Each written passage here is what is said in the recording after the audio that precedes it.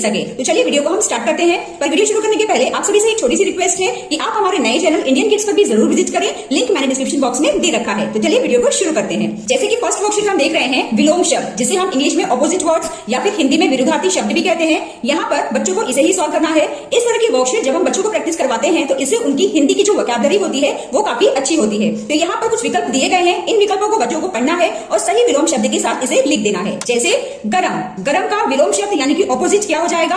ठंडा। ऊपर नीचे, काला सफेद, दिन रात, साफ गंदा। बिल्कुल इस तरह से यहाँ का भी हम ऑपोजिट वर्ड यानी कि विलोम शब्द देख लेते हैं। जैसे अच्छा बुरा, मोटा पतला, ऊंचा, ऊंचा का क्या हो जाएगा? नीचा, ऊंचा नीचा, अमीर गरीब। ऐसे ही खुश, खुश का क्या हो जाएगा? उदास।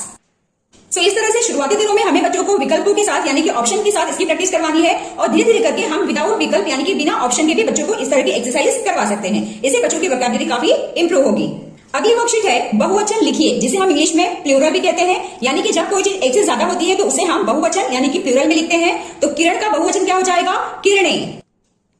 गाय गायें, कली कलियां, घोड़ा घोड़े, चिड़िया चिड़िया।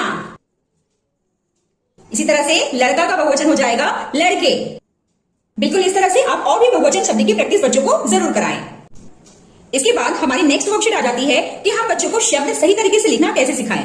हमें कुछ शब्दों की प्रैक्टिस अपने बच्चों को सिखा देनी है। उसके बाद जो भी शब्द हमने बच्चों को प्रैक्टिस करवाया है उन शब्दों के कुछ अक्षरों को मिसिंग करके हमें दे देना है और बच्चों को उसे फिल करने के लिए कहना है। इस तरह से हमें यह पता चलेगा कि बच्चे शब्द को सही तरीके से लिख पा रहे हैं या नहीं। जैसे यहाँ पर मैंने कुछ अक्षर को मिसिंग कर दिया है, इन अक्षर को बच्चों को फिल करना है। जैसे फर्स्ट हम देख लेंगे ज हा ज, जहाज। दूसरा है व न, तो इसमें कौन सा अक्षर हम मिलाएंगे तो एक शब्द बन जाएगा प व न, पवन।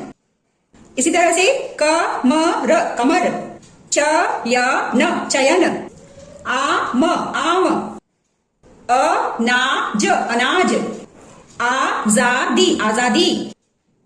त र बू ज, तरबूज। बिल्कुल इस तरह से अगली वर्कशीट में बच्चों को संख्या शब्द की पहचान करनी है और उसके नीचे रेखा खींचनी है। संख्या शब्द को हम इंग्लिश में नाउन कहते हैं। तो संख्या की परिभाषा क्या होती है?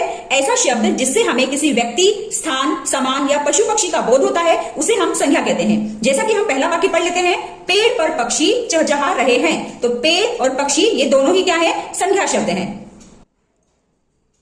दूसरा है समीर केला खा रहा है। तो समीर और केला संज्ञा शब्द है। भारत की राजधानी दिल्ली है। भारत और दिल्ली ये दोनों संज्ञा शब्द हैं।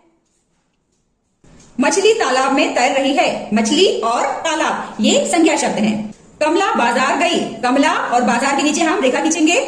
भालू नाच दिखा रहा है। तो भालू क्या है? संज्ञा शब्द है। तो इस तरह से जिन शब्दों से हमें व्यक्ति, स्थान, सामान या पशु पक्षी का बोध होता है उसे हम संज्ञा शब्द कहते हैं। अगला क्वेश्चन है चित्र का सही शब्द के साथ मिलान करें। यहाँ पर आप बच्चों को शब्दों को पढ़ने के लिए कहें और उसके सही चित्र के साथ उन्हें मैच करने के लिए कहें। जैसे स पर बड़े ऊ की मात्रा सूरज, सूरज, तो सूरज के साथ इसे मैच किया जाएगा।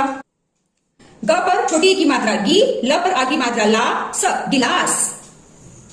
ज पर बड़े ऊ की मात्रा जू, त पर आ की मात्रा ता, जूता।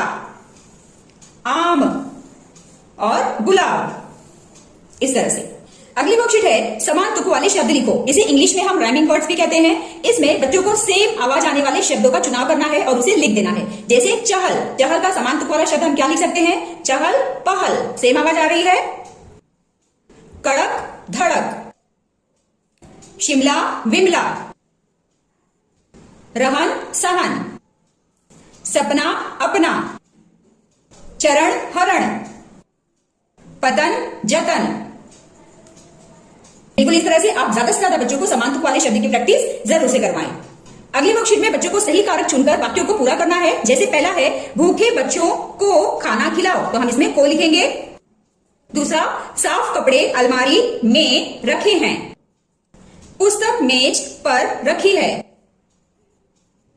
डैश भगवान अब मैं क्या करूं? तो इसके लिए हम लगाएंगे हे भगवान अब मैं क्या करूं। अनीता डैश मधुर गीत गाया। अनीता ने मधुर गीत गाया। ठीक है। अगली वर्कशीट है स्त्रीलिंग शब्दों को पुल्लिंग शब्दों से मिलाओ। स्त्रीलिंग शब्द यानी कि फीमेल वर्ड्स और पुल्लिंग शब्द यानी कि male words. So female words को मेल वर्ड्स के साथ मिलाना है, मैच करना है। जैसे मोरनी, तो मोरनी का पुल्लिंग शब्द हो जाएगा मोर। शेरनी शेर, ग्वालिन ग्वाला, प्राध्यापिका प्राध्यापक, नागिन नाग, आदमी औरत। तो इस तरह से ये सभी एक्टिविटी बच्चों की हिंदी वोकैबुलरी को इंप्रूव करने के लिए काफी हेल्पफुल होती है। सो फ्रेंड्स, ये रही हमारी आज की वर्कशीट। आई होप आज की इस वीडियो से आप सभी को काफी हेल्प मिली होगी। तो चलिए मिलते हैं अब हम नेक्स्ट वीडियो में। Till then bye bye and take care.